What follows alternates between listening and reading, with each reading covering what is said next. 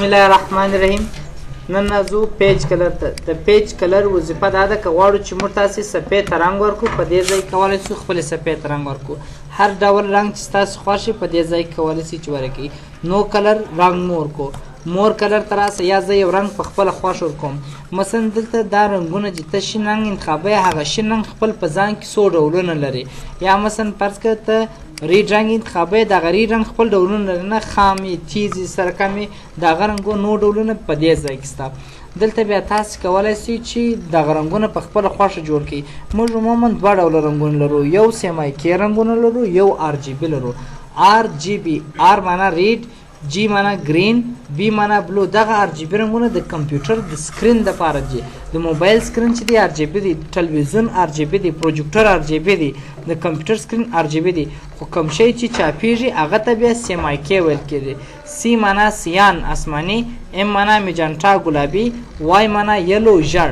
دغه رنګونه چې دا بیا د پرنټ دپاره دي. خو زه تا ته ته چې آر جی بي انتخابوې ریډ څونه ته دلته کولی شې چې ریډ جي مثلا فرض کړه دونه، مثلا ریډ جي 200 یا 150، گرین جی مثلا 90، او فرض کړه بلو شین جي مثلا 80. ته چې کوم دا انتخاب کړې هغه رنګ دی خپله ټاکي چې ته که په دغه رنګو سره وټاکې دا داسې رنګ جوړېږي. ته یې اوکې کوې هغسې رنګ تا ته راځي. بیا هم پیج کلر ته راځو. په پیج کلر کې دلته لرو فیل افیکټس، ته نور افیکټونه راوله.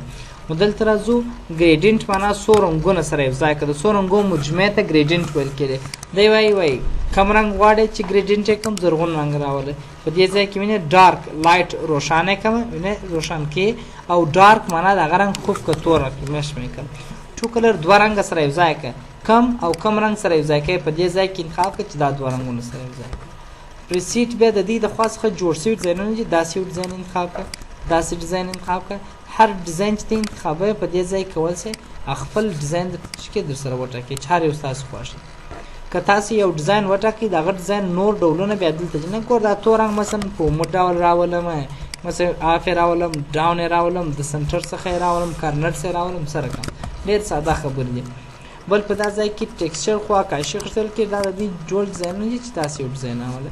ادر ټیکسچر که ستاسو سره نور ټیکسچران در سره یي، یعنې نور فکسونو فارمټونو دا شان در سره یي، هغه انتخاب کړو، د دغه عکس راته راوله. بس دی تا ته په دغه واټرمارک حساب صفحه کې هغه عکس. که بیا تاسې راسئ فیل افیکټ ته راسئ، پیټرن داسې یو ډیزاین راوله، د فرش ډیزاین تا ته راولي. نو دی تا ته فارګراونډ د ټکو رنګ یې سره کمي، او بیکګراونډ د شا رنګ یې سره کمي. هغه ورته ټاکې اوکې کېږي، هغسې رنګ درته راسي.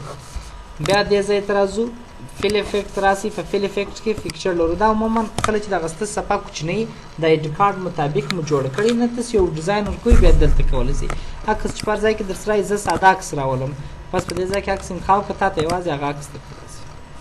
نو عموما داسې څخه موږ استفاده نه کوو. ځینې وخت کې داسې مثلا تاسو یو سرټیفیکټ چاپوئ، داسې یو رنګ ورکړئ، خو دغه رنګ تاسو ته چاپېږي هم نه. که ته کنټرول پې ووایې ګوره دا ساته چاپېږي.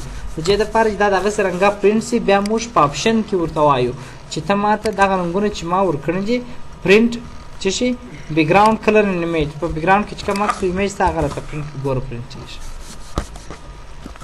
نو د پیج کلر وظیفه دا ده که غواړو چې سفید رنګ ورکړو، دلته کولی شو. ډېر ساده.